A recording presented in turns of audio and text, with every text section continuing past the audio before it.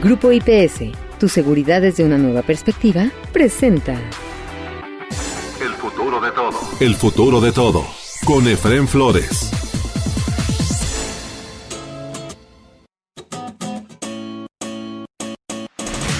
Hola, bienvenidos al futuro de todo. Soy Efrén Flores, dándoles una muy cordial bienvenida. El futuro de todo. El futuro de todo, con Efrén Flores. Nuestro primer invitado es el doctor Raimundo Campos. Él es investigador del Colegio de México e investigador asociado del Centro de Estudios Espinosa Iglesias. Vamos a platicar con él acerca de su libro, un libro que acaba de presentar hace un par de meses, que se llama Desigualdades, ¿por qué nos beneficia un país más igualitario? O sea, parece obvia la respuesta, ¿no? Pero van a darse cuenta que pues el problema es que México es uno de los países más poco igualitarios del mundo.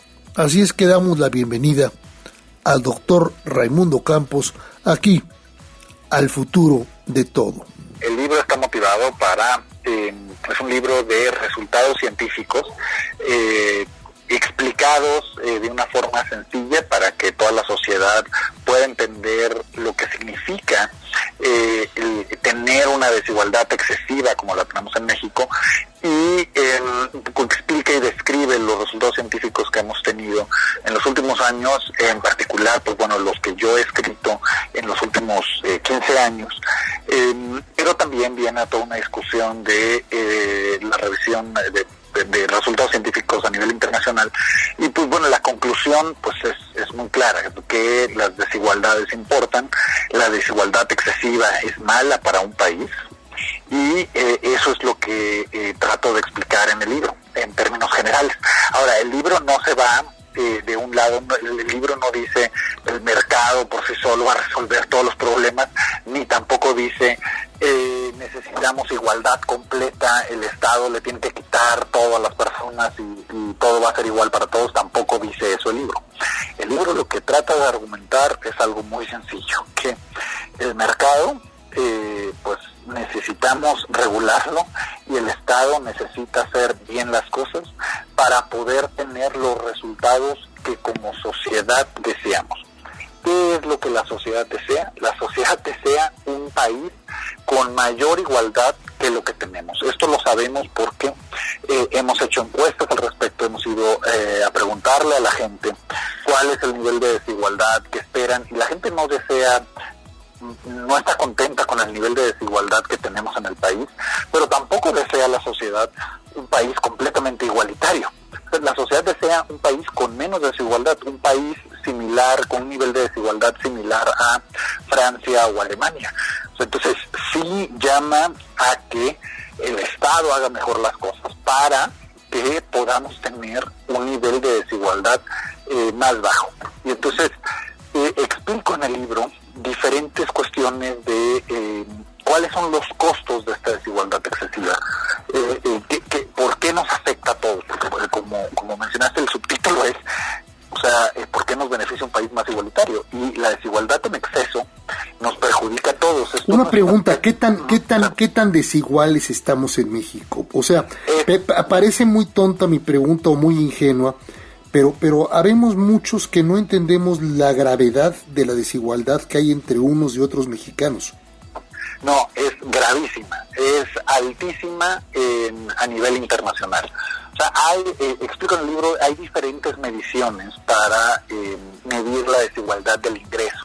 Por ejemplo, desigualdad de riqueza no la conocemos en México y es muy difícil medirla y tener una estimación precisa, pero desigualdad del ingreso tenemos ciertas mediciones y en esas mediciones México está en la cola de todos los países. O sea, es la desigualdad más grave. La podemos medir con diferentes estadísticas y también, por ejemplo, Thomas Piketty, que ha escrito varios libros y es muy conocedor de la desigualdad internacional, que tiene un sitio de internet donde ahí acumula estadísticas de desigualdad. ¿Y cuáles son estas estadísticas? Pues bueno, podemos dividir a la población en 100 grupos, ¿no? El primer grupo es el más pobre y el grupo 100 es el grupo más rico.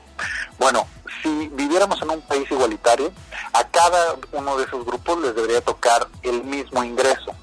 Pero lo que sabemos con las estadísticas es que el grupo de mayores ingresos, el grupo 100, se recibe alrededor, en México, entre 25 y 30% de todo el ingreso nacional. Esto, cuando lo comparamos en Estados Unidos, que es un país muy desigual, es alrededor de 20%. En países europeos, esto es alrededor del 10-15%. O sea, México, en ese sentido, es un país sumamente desigual en términos de quién se lleva los ingresos con respecto del ingreso total.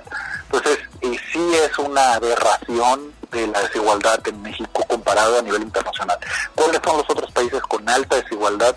Pues bueno, fuera de ciertos países de África Central, pues bueno, tenemos a Sudáfrica, Brasil, Chile, Colombia con niveles de desigualdad muy altos. Entonces, en México sí hay demasiada desigualdad. Y entonces en el libro, pero no solo en el libro no solo hablo de ingresos y de riqueza, me voy también a, bueno, vamos a ver en términos de desarrollo humano dentro del mismo México. Aquí ya no estamos hablando de Brasil, Chile, comparado con México. No, bueno, vamos a comparar a México en diferentes regiones. O sea, vamos a comparar a México con México. Con México, así es. Y vamos a comparar a ver si otros países, dentro de esos mismos países, hay tantas diferencias en el mismo país. Entonces, si tú comparas México y comparas cuántos niños se mueren por diarrea en Nuevo León o en la Ciudad de México en comparación con Chiapas y Oaxaca, pues te vas a encontrar que hay una diferencia gigante. Y con Guerrero peor, yo imagino, con ¿no? Guerrero, sí, con Guerrero. Y si vas con la calidad de las, si tienen drenaje las escuelas públicas en esas entidades, si te vas al las carreteras de 4 carriles que tienen, y te vas en diferentes estadísticas, y muestro diferentes estadísticas en el libro, y en todas esas vas a ver que hay una diferencia muy grande dentro de México, y estas diferencias dentro de México no existen en otros países. Por ejemplo, en un estudio precisamente con el Centro Espinosa Iglesias, y que describo en el libro, calculamos la movilidad social en cada entidad federativa. ¿Qué es la movilidad social? La movilidad social es qué tanto los recursos que tú tienes, o estos análisis, es qué tanto los recursos que tienes el día de hoy como adulto dependen de los recursos que tenías cuando eras niño, ¿no? O sea, tus recursos familiares. Y en todos los países se ha encontrado básicamente que obviamente los recursos familiares importan para ver qué tantos recursos tienes en la adultez, pero en México importa de suma importancia. En México los recursos familiares explican casi un poco más de la mitad de los recursos que tienes en la adultez, o sea, los recursos de la familia a los recursos en la adultez. Me imagino que incluyes ahí tanto recursos materiales como recursos educativos del conocimiento, posibilidades de ascensión en los grupos sociales, hacia el progreso, etcétera, ¿no? Todo eso. Bueno, ese aspecto en las entidades del norte, tú, independientemente si naces con bajos recursos, puedes subir la escalera social mucho más fácil que si naces con los mismos recursos, pero si naces en Chiapas, Oaxaca y Guerrero, tienes menos chance de subir la escalera social. Y esas diferencias de qué tanto puedes subir la escalera social no existen de forma tan marcada en otros países. O sea, aquí sí, en México, donde naces, importa muchísimo. Entonces, pero si tú te vas a Canadá, no importa si tú naces en una ciudad o en el área rural, la infraestructura pública te va a ayudar a que tú puedas salir adelante. Y precisamente ese es uno de los argumentos del libro, que necesitamos al Estado que haga las inversiones públicas, y nosotros como sociedad demandar esas inversiones, que haga esas inversiones públicas en infraestructura, en educación, en salud, en transportación, en seguridad, y que esas diferencias en la provisión de servicios públicos que tenemos ahora entre entidades del sur y entidades del norte desaparezcan. Yo me quedaría nada más con tres de las que estás mencionando para poder también calentar un poquito nuestra discusión.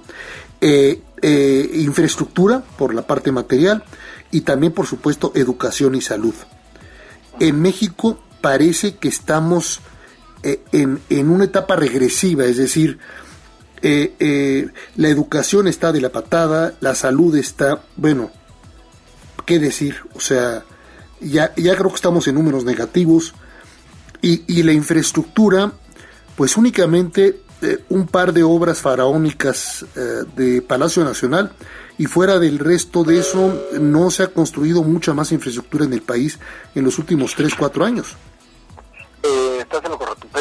Déjame, antes de darte comentario nada más, déjame decir que el libro no toma una posición política. No, es una posición técnica. Sí, exacto. Entonces, pero sí para que el público entienda que es una posición técnica, analítica, que tiene una visión histórica de la desigualdad en México. Y sí me planteo, al final del libro, lo que discuto es, ¿qué debemos de hacer? Y como tú lo has dicho, pues bueno, aquí está la infraestructura y efectivamente es así. Pero yo un poco hago este análisis de, se ha discutido mucho, no solo en el gobierno actual, sino lo que digo en el libro es que sí lleva 20 años, a lo mejor, o 15 años, discutiéndose con mucho mayor prevalencia el uso de las transferencias monetarias como política social. Qué interesante, ¿no? Tema. Y yo lo que argumento es, por supuesto que las transferencias monetarias pueden resolver ciertos problemas, pero las transferencias monetarias no pueden resolver un problema que viene de la oferta o que viene de la infraestructura. O sea, si nos hace falta infraestructura, si nos hace falta una carretera, si nos hace falta una escuela, si nos hace falta que haya drenaje en la escuela, luz en la escuela, que si nos hace falta que haya mejores o más médicos, enfermeros o enfermeras en el sector salud, pues las transferencias monetarias no nos van a ayudar para eso. Esos son problemas de inversión pública, de la burocracia del Estado, que tiene que intervenir para hacer esas cosas. Entonces, mira, yo recuerdo, por lo menos, corrígeme, pero del presidente Fox para acá, se han creado nuevos programas, por ejemplo el programa Oportunidades, que creo que su gobierno construyó. Y de ahí nada más se les cambian los nombres, pero sigue siendo lo mismo. Transferencia directa, donde hay más estrategia del Poder Ejecutivo en algunos casos, otra simplemente preocupación por disminuir estadísticamente la pobreza, la pobreza extrema en nuestro país, aun cuando en la práctica siga manteniéndose el nivel de pobreza extrema. Sí, o sea, ese es el problema con la transferencia directa. Es una curita es un paliativo para una enfermedad como el cáncer, ¿no? Sí, o sea, un poco lo que digo es, bueno, sí puede ayudar, sobre todo cuando pensamos en términos de movilidad social, sobre todo si esta transferencia ayuda a que para alimentación de los niños, para la alimentación de los niños, para que los padres sean mejores padres, que no estén tan presionados y que puedan ser mejores padres, la transferencia va a ayudar. Pero la transferencia no es algo que va a cambiar el problema estructural de la desigualdad y de la pobreza en México. O sea, es simplemente una herramienta que tiene el gobierno, pero lo que verdaderamente va a ayudar a que las familias puedan salir adelante son todas estas inversiones en infraestructura y en la calidad de los servicios públicos. Correcto. Y eso no hemos hecho énfasis, en mi opinión, y es un poco la crítica en el libro de los últimos gobiernos. Y no digo aquí tal partido, digo básicamente todos. No es el gobierno, no es el actual gobierno del presidente López Obrador. Por eso te hablaba yo desde el presidente Fox, por lo menos los últimos 20, 22 años, hemos metido la pata como nación en ese tipo de estrategias. Y eso es un poco lo que discuto, y esa fue una de mis motivaciones en escribir el libro, porque yo sentía hace 3 años, 2 años, decía, bueno, toda la discusión se está enfocando en si damos más transferencias o cómo las damos. Nadie quiere discutir los problemas de infraestructura y los problemas de calidad de los servicios públicos que tenemos. O a lo mejor se los discutimos, pero no los quieren solucionar. Y las transferencias no van a poder solucionar estos problemas. Entonces, esa fue una de las grandes motivaciones para mí, para escribir el libro y tratar de explicarle a la sociedad no solo las consecuencias de la desigualdad, sino cómo podemos atacarla. Vamos a regresar con ese tema y con el doctor Campos Vázquez muy pronto para continuar con este tópico tan importante para usted, para mí, para todos nosotros y para nuestro México. El libro, le recuerdo que se llama Desigualdades, ¿por qué nos beneficia un país más igualitario? Es de editorial Grano de Sal. Está a la venta por Amazon, sí, ahí en línea, tanto en pasta, o sea, en libro, papel, como en digital. También está, por supuesto, en la tienda del CEI, del Centro de Estudios de Espinosa Iglesias, y en librerías como Gandhi, El Sótano, Péndulo, Casa del Libro, Profética, y muy seguro también en el Colegio de México. Muchas gracias al doctor Raimundo Campos Vázquez por haber platicado con nosotros y nuestros amigos de El Futuro de Todo. Si a usted le interesa conocer más acerca de el Centro de Estudios Espinosa Iglesias o de el maravilloso también Colegio de México, pues visite los sitios que aparecen aquí en la portada específica de este podcast de El Futuro de Todo. 20 segundos y regresamos con ustedes aquí a El Futuro de Todo. ¿Te preocupa tu seguridad o la de tu empresa? ¿Necesitas oficiales de seguridad, protección ejecutiva, monitoreo personal o vehicular? No te preocupes. Con Grupo IPS, empresa mexicana en seguridad privada, tu seguridad desde una nueva perspectiva tiene lo que necesitas. Además, son especialistas en alarmas y seguridad electrónica. GrupoIPSMexico.com. El futuro de todo. El futuro de todo. Con Efrén Flores. Nuestro siguiente invitado es Jimena Céspedes. Ella es directora general, por supuesto socia y fundadora de el despacho MW Group, que se especializa en la publicidad y relaciones públicas en materia de redes sociales. Y por supuesto le damos la más cordial de las bienvenidas a Jimena Céspedes.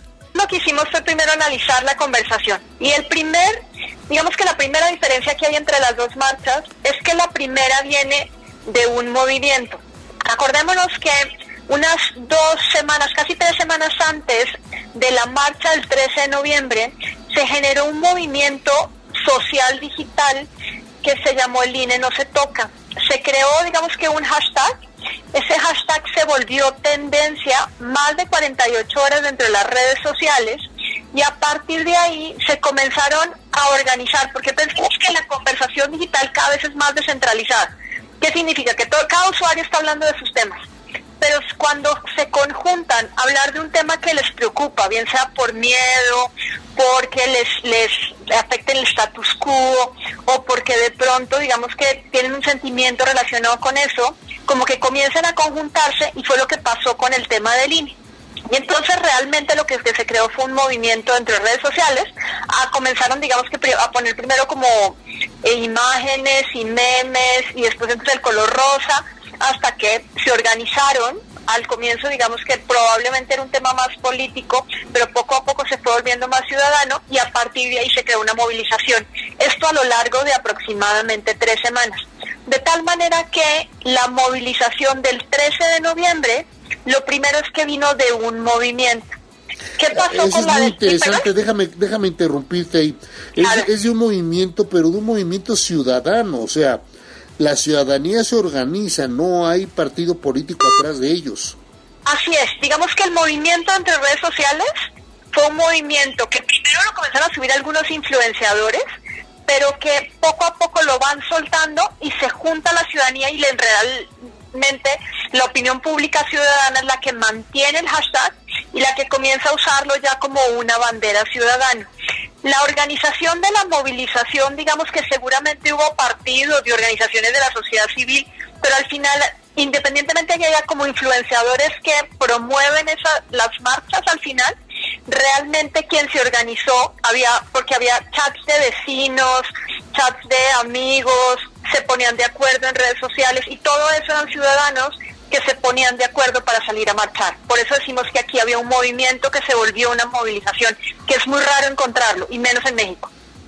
No, es algo anómalo, muy poco ocurre en nuestro país.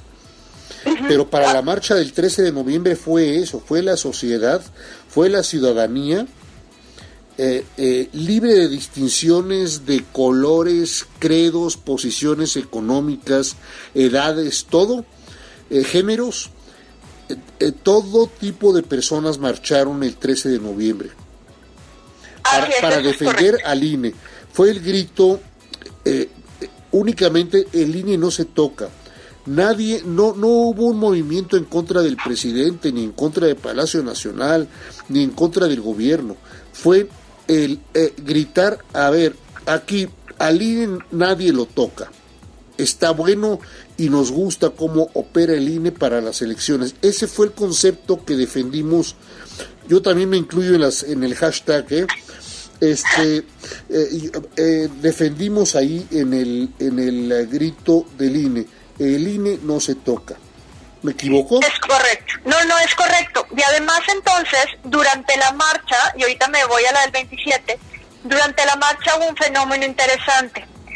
Todo el mundo, como todos tenían, digamos que una motivación conjunta, que era la defensa del INE, todos los hashtags estaban relacionados precisamente con la marcha defensa del INE. El INE no se toca, digamos que fue el principal hashtag, pero también por defensa del INE, yo voy a la marcha por el INE, todos los hashtags venían relacionados con una motivación, a diferencia de la del 27. La del 27 no viene de un movimiento, la del 27 fue una movilización sin movimiento, en respuesta a la del 13. Entonces, hubo un fenómeno ese día, independientemente que hubiera más gente en esa movilización, que tú le llamas un desfile, lo que pasó ahí es que como no había una motivación conjunta de las personas que iban a la marcha, lo primero fue, tuvieron menos menciones, porque la gente no estaba tan interesada en subir su foto y decir que estaba. También los hashtags relacionados no estaban conjuntos, o sea, porque había unos que hablaban sobre AMLO, otros sobre la cuarta transformación, otros sobre movilización, otros sobre el humanismo, pero no había una motivación conjunta para ir a marchar. Entonces eso también hizo que no hubo una cohesión dentro de las redes sociales como sí existió en la marcha del 13 de noviembre. Así es. O sea, es que yo creo que la diferencia fundamental, no sé si la notaste tú ahí en tu análisis, pero entre la marcha del 13 de noviembre y el desfile del 27, fue que la marcha fue ciudadana y el desfile fue de un hombre para sí mismo, para ratificarse a sí mismo y a su movimiento. Mira, eso, ¿sabes cómo lo vemos dentro de las redes sociales? Te voy a dar 3 datos. El primero es, en la marcha del 13 de noviembre, el mismo día, porque lo que hicimos fue medir las menciones sobre la marcha, hicimos el mismo corte a la misma hora, a las 8 de la noche del 13 y a las 8 de la noche del 27. Tenía más alcance la del 27, pero ahorita te voy a explicar por qué tenía alrededor de 14 millones de usuarios alcanzados, mientras que la marcha del 13 tenía 12 millones. Pero la marcha del 13 tenía más de 850,000 menciones, mientras que la otra marcha tenía alrededor de 500,000. Eso significa que los usuarios que participaron en las conversaciones dentro de las redes sociales eran más ciudadanos de a pie, que no tenían tanto impacto o tanto alcance en sus cuentas de redes sociales, pero que eran mucho más, lo que significa que efectivamente, como tú dices, eran más ciudadanos. Los otros, las del 27, eso fue más interesante aún porque eran usuarios que tenían mucho impacto, con menos número de menciones, pero resulta que prácticamente entre el 30 y el 40% de las menciones y el impacto estaba ocasionado por gente de la oposición. Ahí tenías a Felipe Calderón, a periodistas o gente así hablando en contra de la marcha, y entonces realmente el impacto lo generó la oposición, no lo generó ni siquiera la misma marcha. ¿Te refieres a la del 27? A la del 27. Entonces, efectivamente, tú puedes saber que la del 13 fue ciudadana por el número de menciones y el tipo de ciudadanos que se metieron, de la opinión pública que se metió entre la conversación. Mientras que la otra le llamamos que fue inorgánica, porque eran influenciadores, tanto a favor como en contra, que se metieron en la conversación, no era gente de a pie. Entonces, eso fue lo que sumó gran cantidad de seguidores en las redes sociales, la cantidad también de opositores que estaban discutiendo. Si los opositores no se habían metido, te prometo que el alcance en redes sociales era mínimo.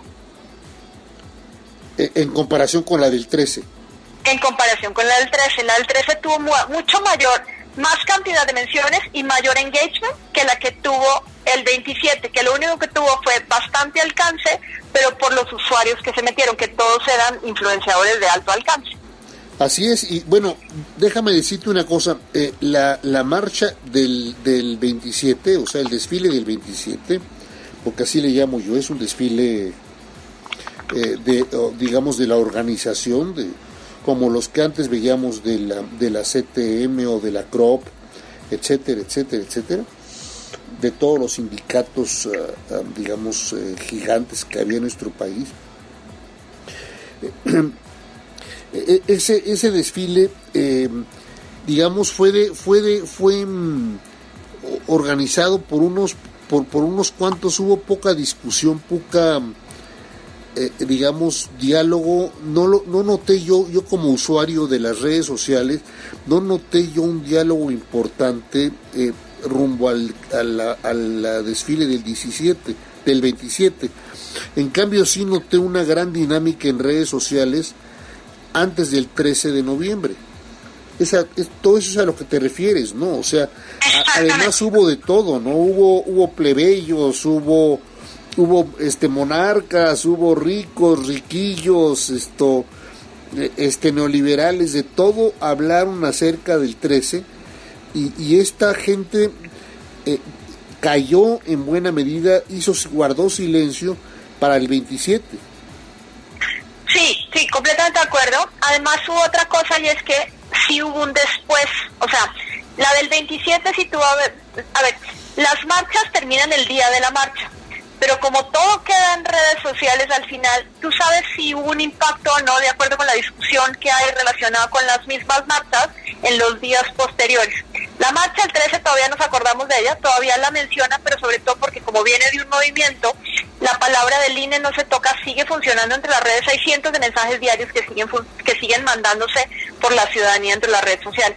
La marcha del 27 se quedó en la marcha del 27, ya nadie la menciona, si acaso el presidente, pero ya nadie más menciona ese tema, y tampoco hay como un movimiento o algo, o ni siquiera el humanismo que puso el presidente ya está dentro de las redes sociales, no se conversa sobre eso. Entonces esa marcha no tiene impacto hacia el futuro, mientras que la del 13 sí sigue teniendo impacto entre las redes sociales.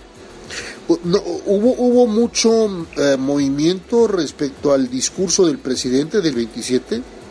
No, poco. Ahí ya no le contestaron. O sea, porque al final se quedó en somos 1.2 millones de personas y se quedó ahí la marcha.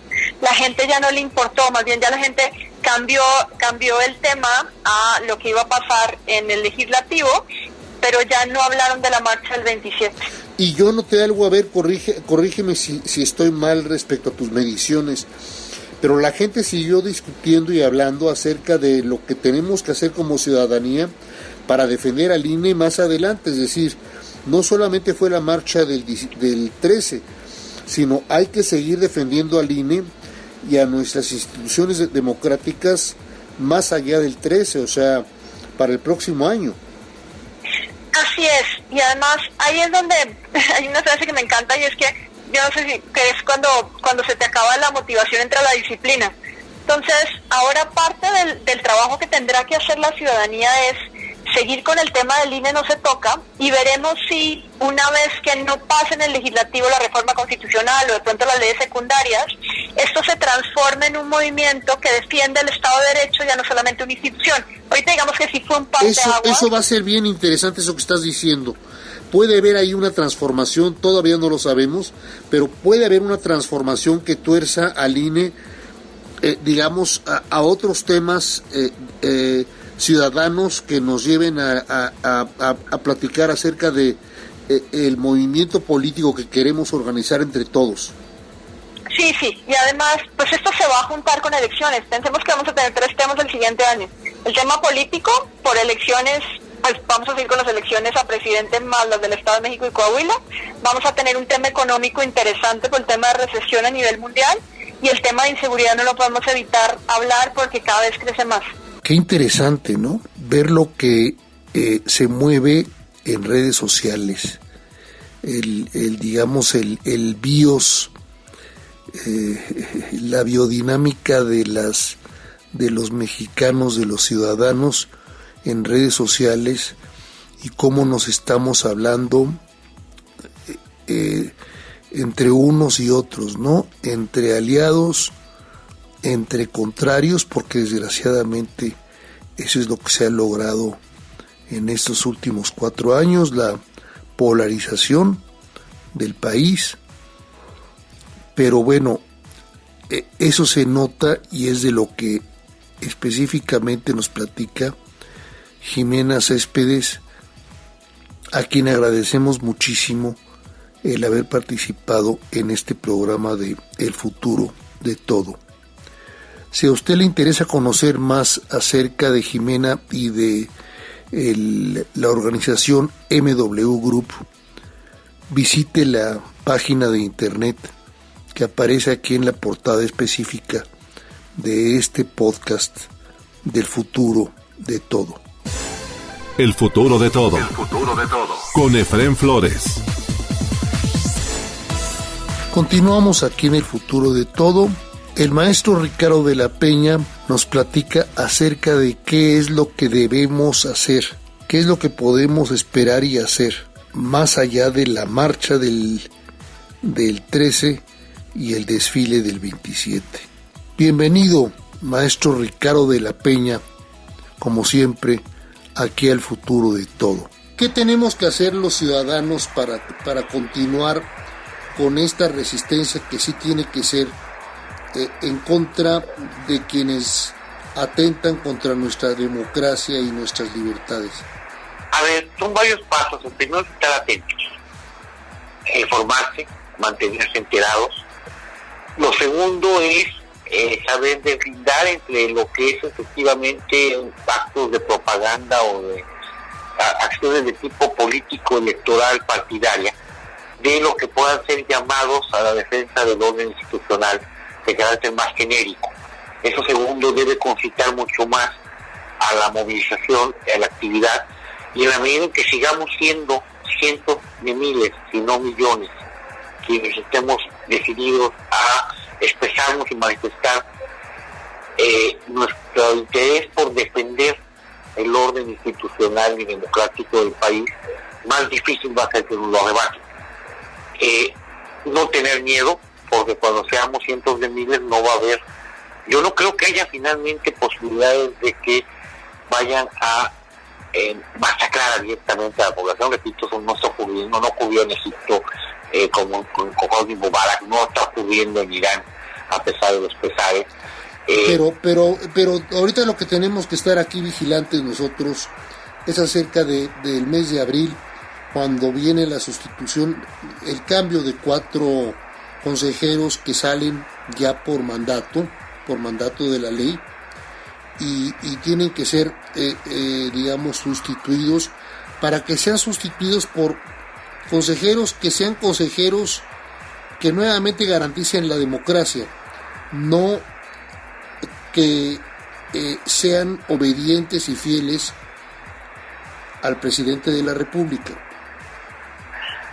Sí, con un problema que es muy diferente manifestarse en contra de una reforma legal, como lo que se hizo el 13 de noviembre, a poder tener claridad de qué acciones tomar en un proceso en el cual no se pasa por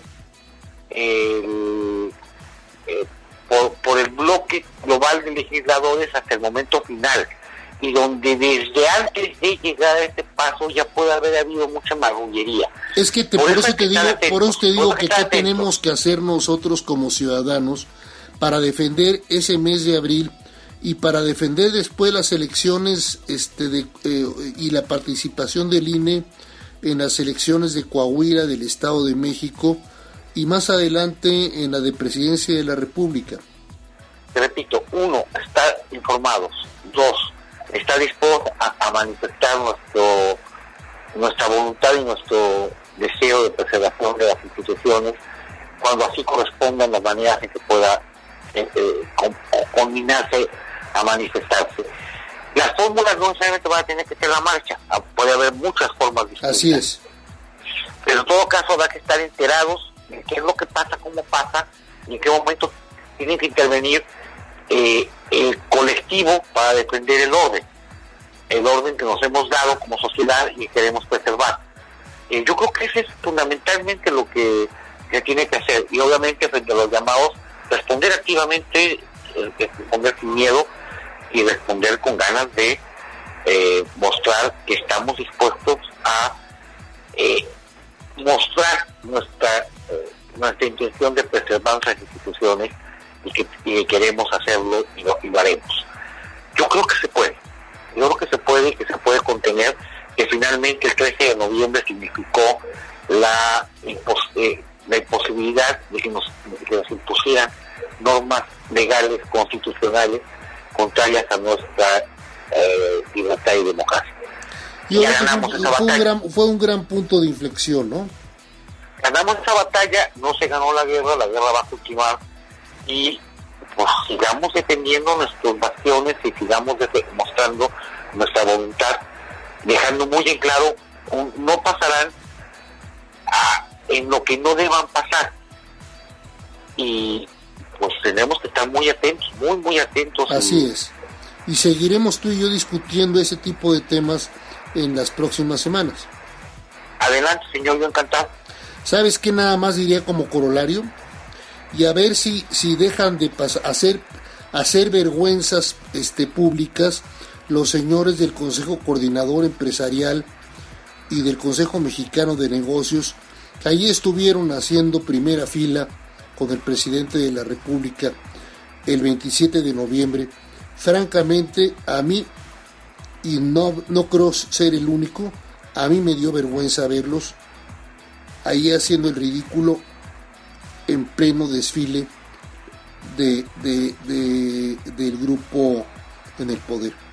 Muchas gracias al maestro Ricardo de la Peña por haber platicado con nosotros de este tema tan interesante para la democracia, para las libertades y por supuesto para todos los mexicanos aquí en el futuro de todo. Sin estos requerimientos y en estas condiciones, pues no puede haber mucho futuro de todo. Por eso le damos la importancia que le damos al tema en redes sociales y todo lo que nos platica el maestro de la Peña. Si a usted le interesa conocer más acerca de Ricardo y del grupo que él